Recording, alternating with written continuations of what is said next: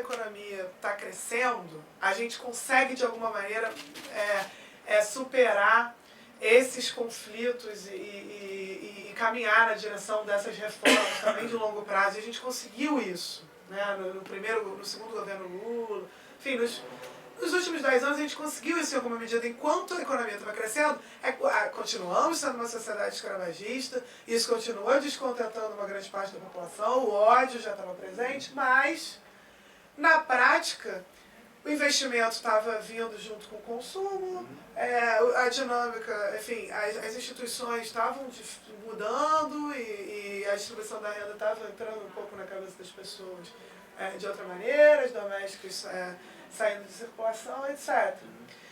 Na hora que o crescimento não vem, e aí, enfim, por razões internas e externas, que eu elenquei um pouco aqui, esses conflitos se exacerbam, né? E o conflito distributivo sobre a renda entre trabalhadores, empresários, setor financeiro, fica mais exacerbado, a agenda conservadora no Congresso surge, assim como surge em períodos de crise em todos os países do mundo. Então ganhou Syriza na Grécia, poderia ter ganho os fascistas, né? Então sempre nesses momentos de crise econômica essas pressões ficam exacerbadas e eu não acho que eu não tenho esse complexo tão de vira-lata nesse ponto. Eu acho que talvez tenha menos a ver com a cultura dos nossos empresários e mais a ver com uma resposta ao baixo crescimento, ao descontentamento geral e a mistura desses grupos, dos nossos empresários, dos nossos capitalistas financeiros, assim como em todos os outros países do mundo,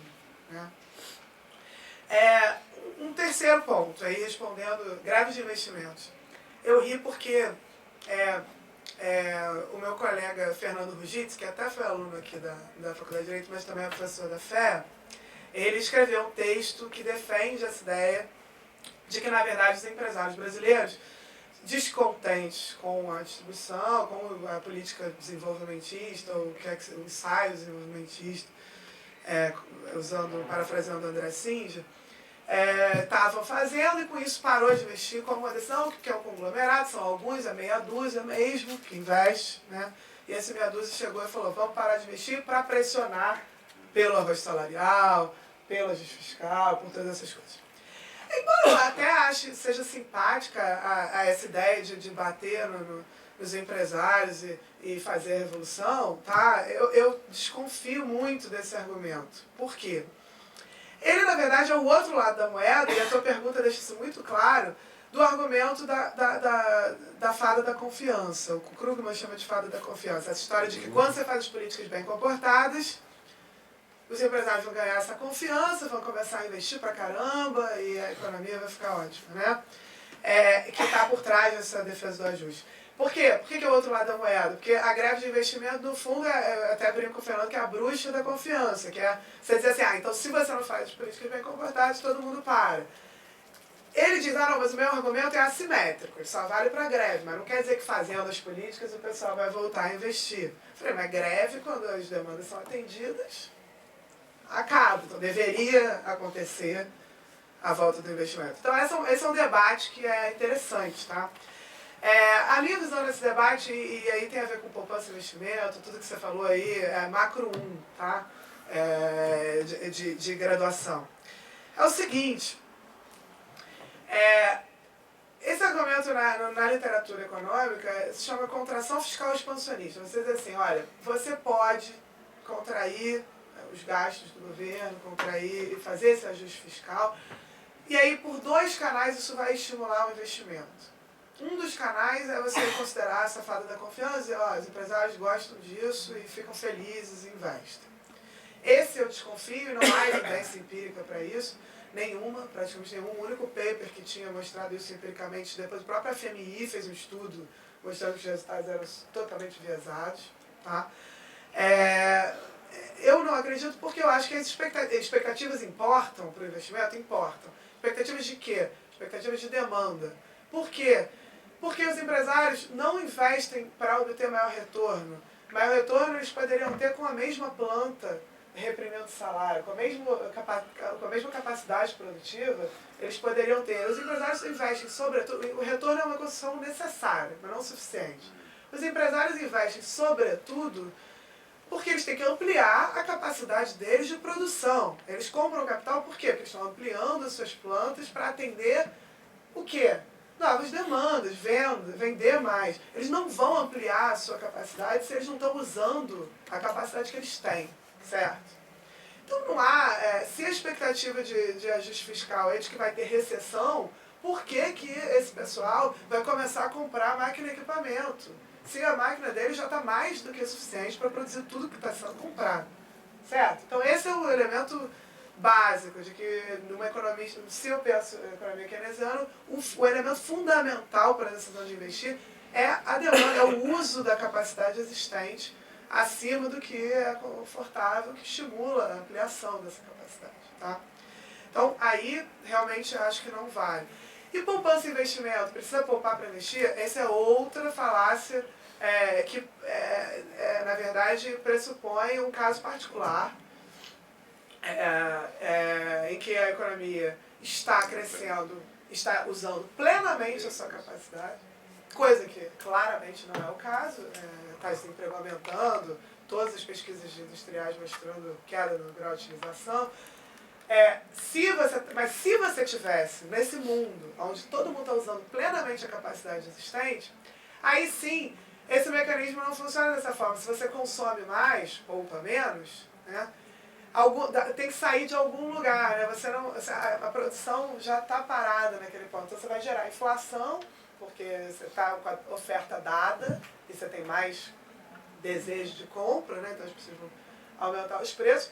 E ainda assim não vai sobrar enfim, espaço na renda para o investimento. Então esse é um modelo de um caso super particular, que na verdade é usado como caso geral pela grande maioria dos economistas, que é aquele onde o produto está dado e dado pela oferta, pelas condições de oferta e no potencial, enfim, e não está dado pela demanda. Se você acha que está dado pela demanda, não tem esse conflito. Consumir mais estimula mais investimento, que por sua vez aumenta a renda, e isso gera poupança para financiar aquele investimento, simplesmente porque no agregado a renda aumentou.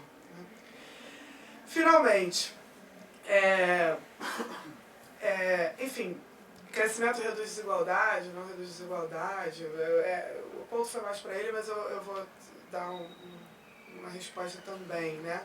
Eu não acho que esse governo partiu da ideia de que crescimento reduz desigualdade, como o Delfim e esse debate. Essa é a minha visão. Eu acho que, muito pelo contrário, eu acho que partiu até da causalidade reversa, de que a redução da desigualdade, o aumento da distribuição da renda para os salários em relação aos lucros, gera uma integração no mercado de consumo de uma grande camada da população, que por sua vez gera investimento, e esse mercado interno é o nosso motor. Eu acho que, então, o fato disso, eu acho que é claro, mas você está certo de que isso não foi... Essas mudanças todas aumentaram muito o poder de compra da base da distribuição, mas não reduziram o poder de compra do topo. No momento em que começaram a reduzir, porque, enfim, taxas de juros mantidas altas e tal, e no momento em que a Dilma começou a cortar a taxa de juros, e justamente como ele mostrou, aí passou assim a bater no topo, nos ricos, né? A política claramente passou a ser objeto de pressões que a gente está presenciando. Então, enfim, só dando uma qualificada nessa história. Um último ponto aqui, que eu não consegui falar, mas tem a ver com o arcabouço regulatório disso tudo, né? A nossa regra fiscal e a nossa regra de política monetária. Eu acho que é importante até que os advogados, quem esteja trabalhando com isso aí, comecem a fazer pesquisa nesse assunto. Tá? Então, a nossa regra de política fiscal é uma jabuticaba. Ninguém tem meta rígida de superávit primário mais. A Europa, que já é criticada por excesso de rigidez fiscal, tem uma meta do que eles chamam de superávit não é nem superávit, né? De déficit estrutural. O que é isso? É você dizer assim, em vez de você pegar despesas menos, receitas menos despesas, você pega receitas que não são fruto de flutuações devido ao ciclo econômico. Então você já desconta aquela queda da arrecadação porque teve baixo crescimento da medida. E gastos também que não estão maiores por causa do crescimento, e você usa esse superávit ajustado pelo ciclo na hora de fazer a regra. Então você já evita esse tipo de situação que a gente está vivendo. Receita cai, aí o governo contingencia mais ainda, isso gera mais queda de receita, tem que contingenciar de novo e não vai conseguir cumprir a meta, né? Porque você não está contabilizando a endogeneidade, a dupla causalidade entre essas coisas, né? Então essa é uma discussão, e no mínimo nessa direção, mas aí outras coisas, investimento público tem que estar dentro da meta ou tem que estar fora? Na Inglaterra está fora. Então você evita também esse quadro de investimento sempre que tem que fazer as duas. Na Inglaterra a regra exclui investimento público, é só para gasto corrente. Tem outras coisas, banda, é meta, não é meta, faz sentido uma regra desse tipo, tem que deixar algum espaço para que o governo tenha condição de fazer uma política anticíclica no momento da recessão e por outro lado, seja mais obrigado a poupar no momento da expansão, coisa que não fez também. Então, essa discussão da regra fiscal é super importante. E da regra monetária também. Por que o governo por que o Banco Central está subindo a taxa de juros? Quando claramente a inflação é gerada por preço administrado, alguns alimentos e o próprio choque cambial, né, com o aumento do custo de importado, não faço a menor ideia, só se for para seguir a agenda dele. Dos seus, do arroxo, né? Porque o único efeito que vai ter vai aumentar o desemprego junto com o ajuste fiscal, vai reduzir o salário, e aí sim a inflação de serviços, que é puramente salário, praticamente, vai cair. Mas é a única, enfim, é você compensar uma coisa por uma inflação que não está vindo daí, né? Então, enfim. Bem, foram várias questões aqui a respeito pegando o primeiro ponto aqui, na primeira pergunta mesmo. Uma das hipóteses mais famosas sobre a persistência da elevada taxa de juros no Brasil é uma hipótese neoclássica tradicionalíssima, né? Que é a história de que a gente tem incerteza jurisdicional no Brasil. A taxa de juros é elevada porque você tem um conjunto muito ruim de instituições que geram incerteza e por aí vai. Essa tese tem sido usada amplamente. O que eu queria fazer um comentário, e aí não sei como institucionalmente isso se dá, né? Mas a taxa de juros elevada coloca em equilíbrio a situação institucional ruim, perversa. Na verdade é uma mão dupla, entendeu? Então, enquanto a taxa de juros for elevada, a institucionalidade vai ser horrível. No fundo é isso, né? Então eu só consigo ver mudanças institucionais mais relevantes com a queda da taxa de juros.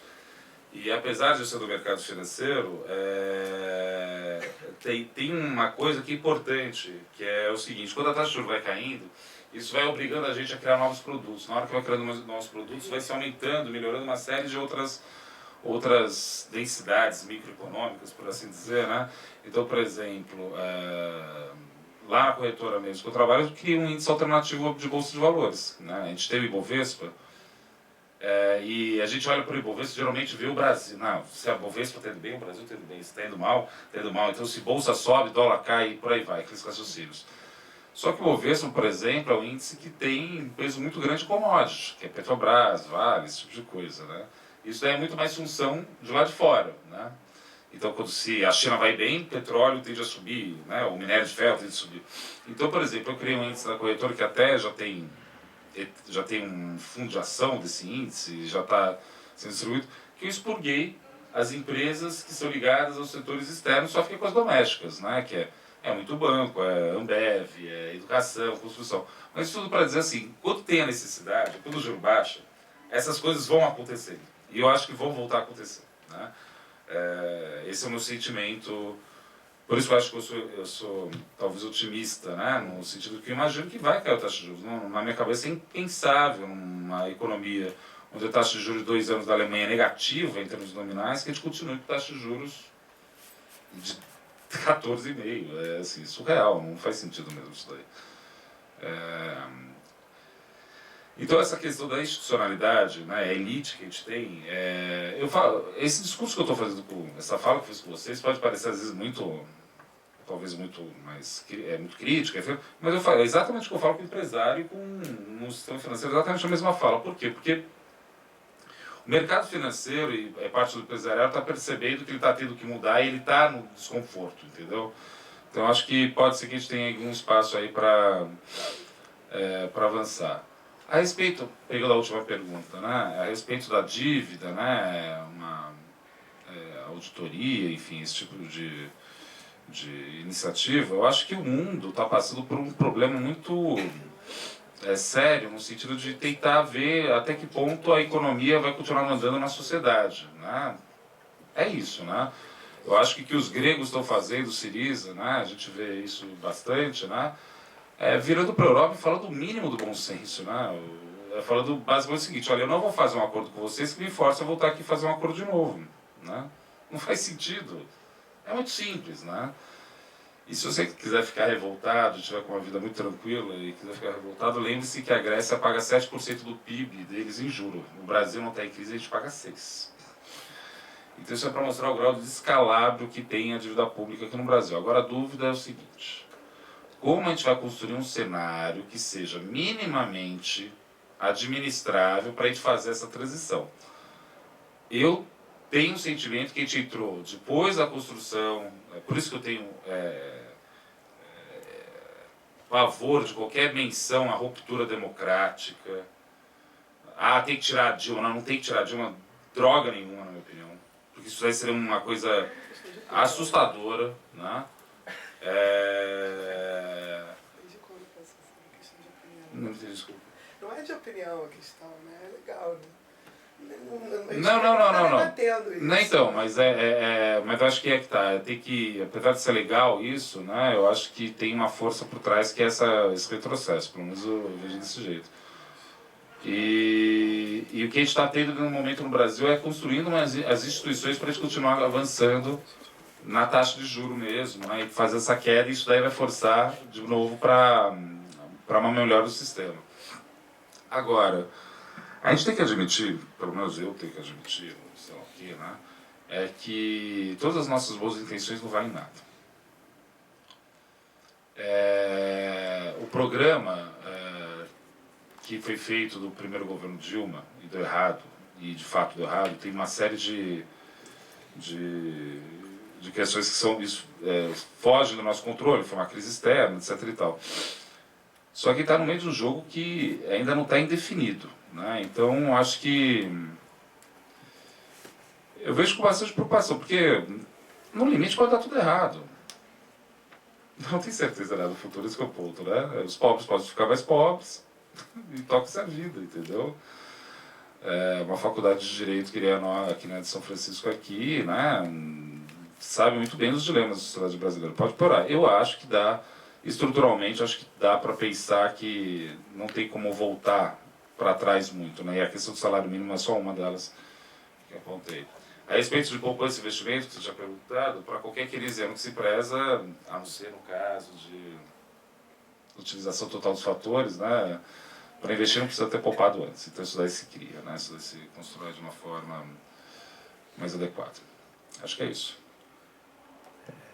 Havia uma última pergunta, mas não sei como é que a gente Bom, pessoal, na verdade a gente está esgotando o tempo, mas eu faria a seguinte sugestão, da gente fazer um bloco menor agora de perguntas, né? Tem mais uma? Então, quem quer? Eu tenho uma pergunta também. Então, Flávia, você vai perguntar? E aí pedir uma síntese, mas assim, acho que nós começamos cedo, até porque nós sabíamos que ia ter uma extensão esse debate, precisava de uma análise mais profunda, e acho que nós verificamos aqui, né, o grau a densidade das informações que eles trouxeram, das análises e tudo mais. Eu vou pedir, posso fazer? Vou fazer a pergunta, depois passo para a Flávia e a gente encerra com as duas últimas falas de vocês. Na verdade, assim, quando o registro, né, a professora Laura trouxe aqui para nós um registro da economia, o professor André também, sobre a ciência econômica, como essa ciência ela é instrumental para analisar esses fenômenos como um todo. E tem ali aspectos que vão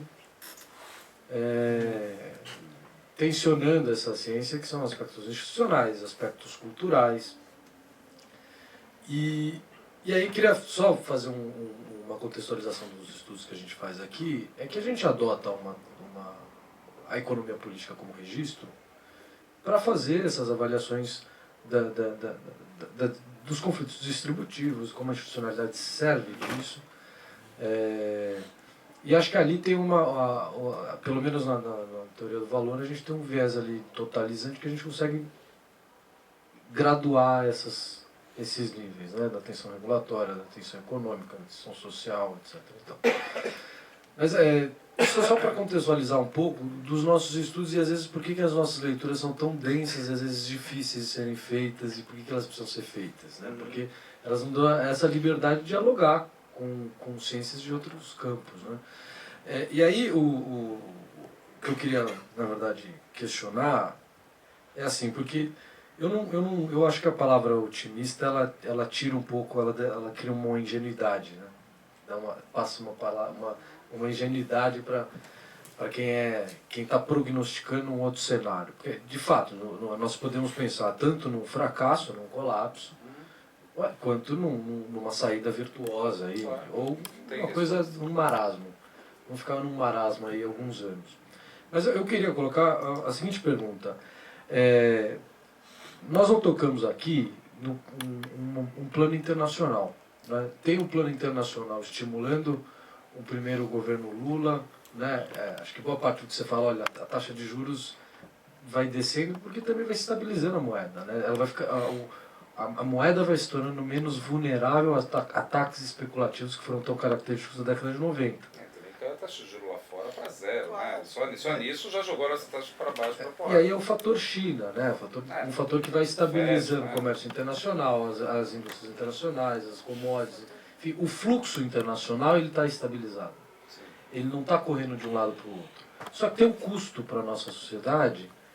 E aí nós tivemos aqui, o professor Massoneto teve ontem numa banca de doutorado em que a pesquisadora fazia um registro muito incisivo sobre o quadro regulatório cambial da balança de pagamentos para ver como aquele quadro regulatório ele era totalmente neutralizado do ponto de vista da soberania. O que se faz nesse registro é você remunerar a propriedade do exterior, ou seja, o que é o dinheiro de fora. Então, para você tê-lo aqui, você precisa remunerar ele em alto custo. E aí, as agências de rating e tudo mais, você tem um custo para manter esse nível de atividade, né? Agora, e aí a professora trouxe aqui uma descrição de uma condução que foi ingênua, né? De um quadro regulatório ali que, assim, o contexto internacional mudou e nós desmontamos a máquina do crescimento. Chegamos no final do primeiro governo da Dilma com uma máquina ali, e aí veio todo tipo de ataque. A gente viu esse primeiro semestre, que foi a eleição, a agenda do Congresso. A agenda do Congresso é uma agenda... Não fossem os ajustes políticos, você não teria conseguido travar aquele movimento que ia ser um movimento de terceirização, agora tem uma pauta de cultura, né, de maioridade, enfim. Nós vimos... Só que nesse último mês, a gente teve duas notícias aí que eu acho que invertem, então podem inverter as relações, porque até agora o impulso chinês veio aqui por demanda dos nossos grãos e carne, e ferro, certo? Agora esse impulso vem com um investimento direto. Teve um pacote de investimento de parceria com o investimento chinês, e essas concessões. Eu queria saber de vocês o seguinte, assim, não é pouco dinheiro que está vindo, né? Tudo bem, vai entregar em 2019, mas daqui para 2019 você vai reconectar as cadeias de produção, você vai incentivá-las de novo e certamente se espera que você aumente a demanda. Ou seja, em alguma medida você desligou a máquina do crescimento e os mecanismos de estímulo do próprio governo, mas será que essas concessões, que não são concessões, não são privatizações de empresas, não está se vendendo patrimônio, você está fazendo um período de abertura aí para o capital privado administrar a infraestrutura, certo?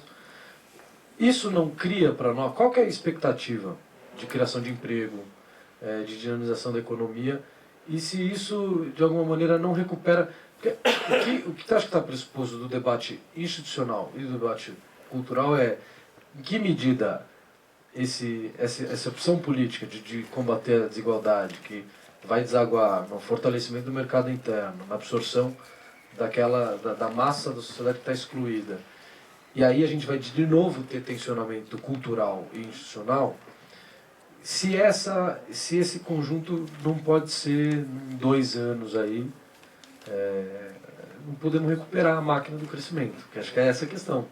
Quer dizer, se ela volta até a ser bem avaliada, se ela conseguir recuperar a máquina do crescimento.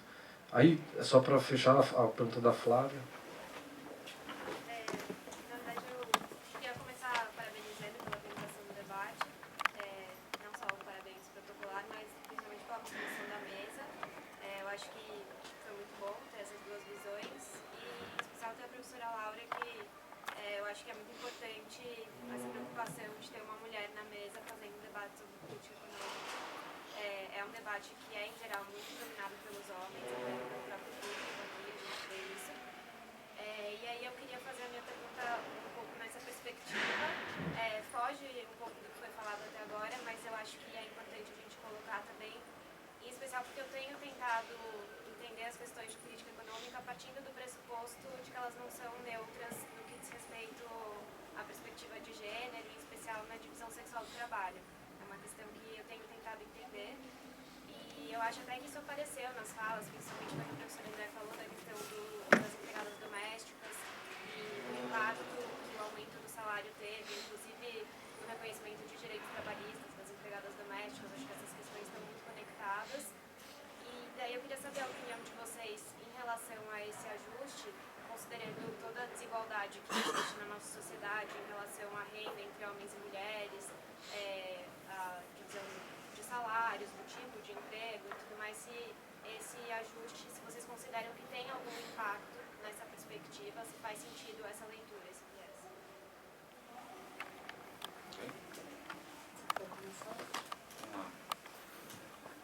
Bem, até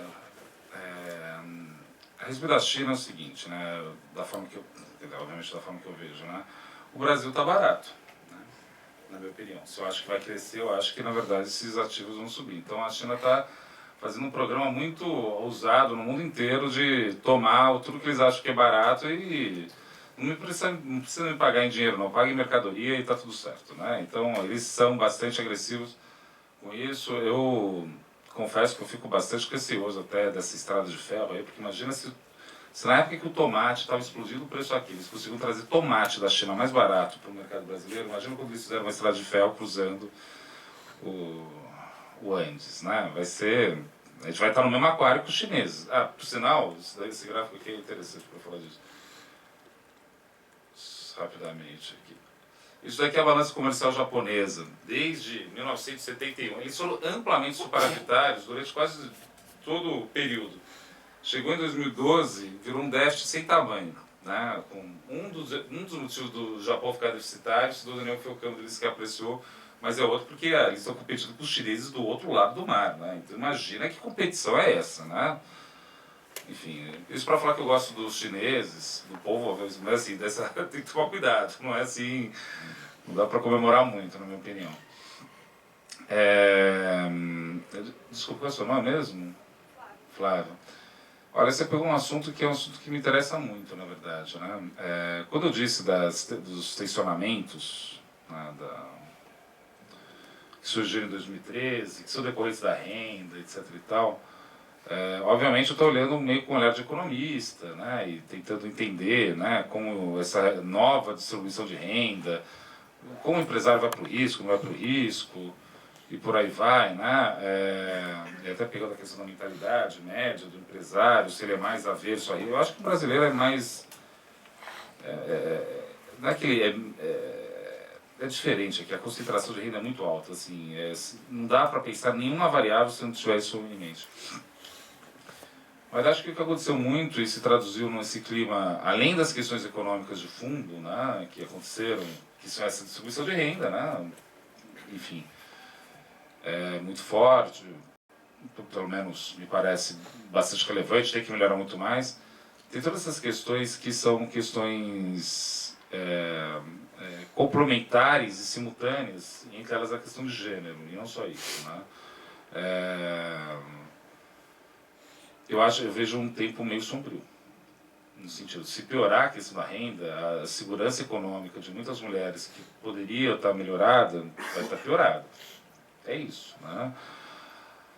Mas eu acho que também a reação muito forte que você teve de uma parcela conservadora da sociedade brasileira tem a ver com a conquista desses direitos também, né? Eu acho que, só para pegar um exemplo meio que veio aqui agora na minha cabeça, né? Teve a parada gay domingo e um travesti se crucificou ali, né? Teve uma reação muito forte em relação a isso, né? Aí eu vi muito forte, né? E aí eu fui ver na internet, né? Algumas pessoas comentando que várias outras grupos usaram pessoas crucificadas para falar de uma questão, né? E por que não, travesti? Né? A sociedade vai ter que aceitar isso, acabou, né? Mas é muito, de novo, da mesma forma que é muita mudança, de repente não tem empregada doméstica, né? E você tem que começar a fazer sua própria unha ou guardar seu próprio carro, né? Para essas pessoas é muito, é muita mudança ao mesmo tempo. Isso que eu tô, esse é meu frio na barriga, meu frio no espinho, entendeu? Porque para querer dar uma guinada, olha, é muito fácil. É muito fácil no sentido de tipo, quer saber essa bagunça aí, bando de corrupto, ladrão. Por isso que eu não entro na questão técnica assim, da discussão, se roubou ou não. Para mim, não vou dizer que é irrelevante, mas tem questões ali de fundo que são infinitamente mais relevantes para mim, mas pode ter um retrocesso. Mas foi bem-vindo, foi isso mesmo, né? Movimento negro também, até a política de cota, estava vendo alguns cartazes aqui na faculdade aqui. Isso daí foi uma discussão que começou agora. A gente estava falando de um país, né, que tem uma tradição escravocrata, né? Quantos negros tem aqui na sala? Não precisa contar. Né? Mas é um pouco por aí, mas nesse sentido, de novo, né? Reforça o meu otimismo. Por quê? Porque a gente comeu tanto já. Quando terminou a ditadura mesmo? O Figueiredo caiu, o Sarney assumiu quando? 85? 86? 85. Então, é uma criança. Mas o desemprego afeta mais as mulheres. Mas as mulheres, mais mulheres. Pronto. É isso. Não, mas o ajuste que eu estou falando, que é o ajuste no salário, entenda o negócio, é que eu acho legal. Eu estou querendo deixar explícito que não é um ajuste fiscal, é um ajuste no salário, entendeu? Por mim, se perguntar, André, é perfeito. O que você acha disso daí? Um absurdo completo, né? Só que aí que tá, eu estou tratando com esse serzinho chamado Brasil, que entre outras coisas, foi o país que mais importou escravos do planeta e por aí vai, né? Mas nesse sentido eu sou otimista, a gente avançou muito desde 86, muito, não foi pouco, né? Hoje a gente tem uma polícia federal que funciona, da forma que dá, hoje a gente tem o IBGE mesmo, o horizonte estatístico, né, que a gente fala, né? Tá feito agora só, a gente não tinha nem os dados, né? Então não vai dar certo, nesse sentido eu sou otimista. Bom, começar com o externo para acabar com o gênero, que foi a melhor pergunta do dia. O setor externo, antes de eu dizer a minha razão para pessimismo, e eu acho que otimismo não é ingenuidade, eu adoro quando é o momento de ser otimista e eu consigo ser, e muitas vezes já fui, mas de fato eu posso dizer que eu era pessimista desde o início do governo Dilma com essa adoção do que eu chamei aqui de agenda Fiesp. Então não é uma coisa que veio ex post. Eu realmente sou pessimista com esse tipo de agenda e com a agenda do ajuste especificamente, tá? Mas o setor externo, ele justamente é o que me dá mais razões para pessimismo dessa estratégia. Então, por que 2011 não é 2003? Tá? Então, por que em 2003 o Lula foi lá, estabeleceu uma política econômica ainda mais ortodoxa, fez um grande ajuste fiscal, aumentou a taxa de juros, e ainda assim isso abriu... A economia não cresceu muito, tá? Cresceu quase nada, mas ainda assim isso depois não impossibilitou abrir a frente de distribuição da renda e consumo, e mercado interno e etc., que se abriu no segundo mandato. Bom, era um período de ciclo de expansão de commodities, né? É meio chato atribuir tudo ao setor externo e acho errado, equivocado? Mas, se você pega a série de preços de commodities, a série de investimento privado, tirando construção, no Brasil, você vai ver que cola junto. Tá o pessoal do IPEA fazendo estudo disso daí. Tá? Então, é impressionante o como essas coisas estão acontecendo com todos os países produtores de commodities, principalmente na América Latina, de uma forma muito similar. Os mesmos conflitos, a mesma história. Então a gente é grande, tem uma tendência a não olhar para os vizinhos, mas quando você vai para o Congresso em outro país da América Latina, você se coloca no seu devido lugar e vê que o gráfico é exatamente o mesmo na Argentina. Assim, seja a distribuição da renda, de crescimento e de inflação, basicamente a mesma coisa. Em todos os países, tirando a Venezuela, alguns outros casos. Mas então, tem um elemento muito forte. E nesse lado da história, eu acho que tudo bem você fazer projetos de investimento chinês de infraestrutura, tudo bem você fazer concessão de aeroporto e ferrovia com intervenção privada, não sou contra essas coisas. Enfim, tem o que de privataria? Tem.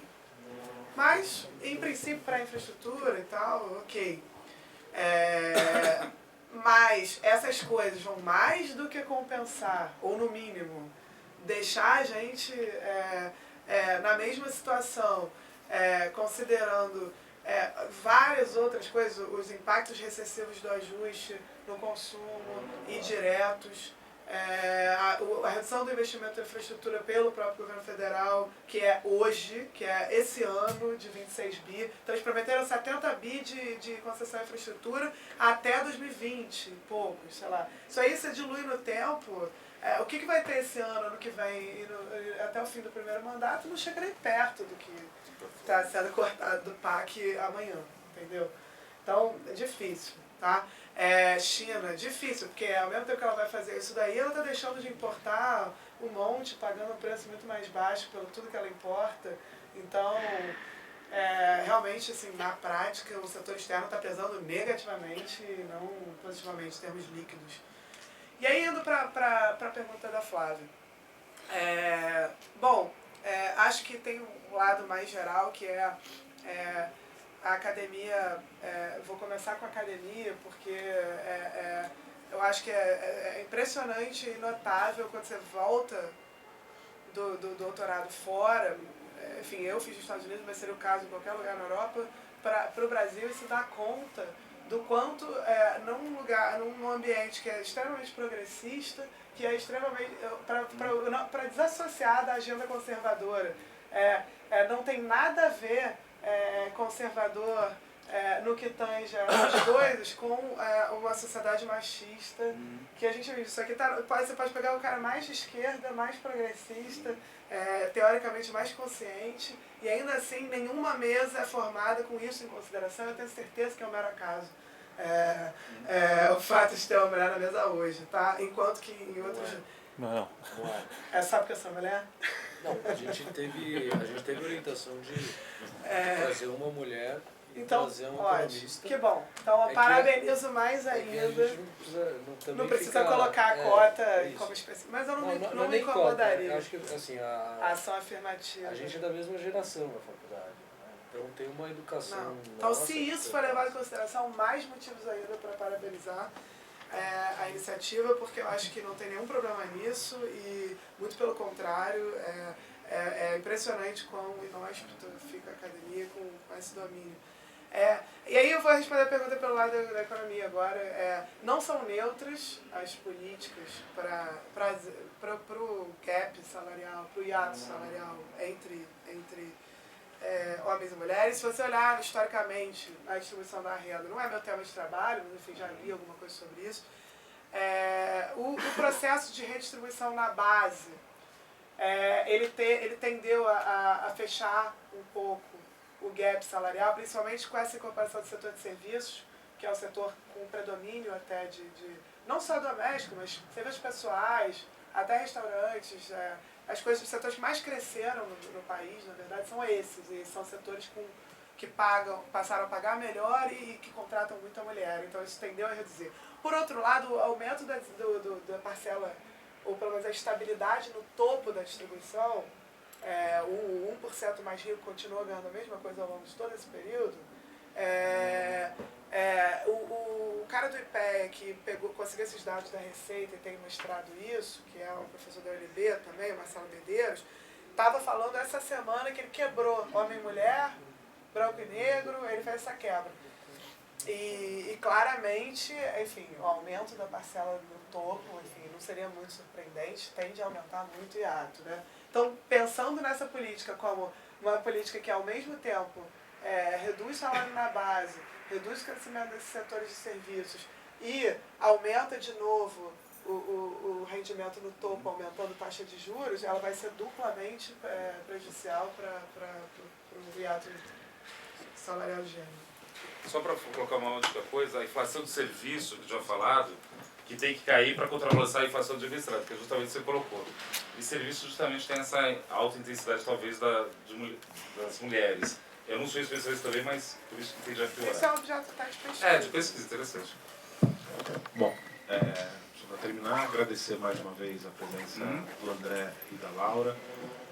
Já deixar aberto o convite para voltar para uma nova rodada de discussão no segundo semestre, talvez avaliando essas nossas perspectivas de curtíssimo prazo para aquilo que ia acontecer, de fato aconteceu, né? E se a gente tem razões para ficar mais ou menos otimista a partir do que vai ser produzido nos próximos meses. Muito obrigado. Tá bom, eu agradeço.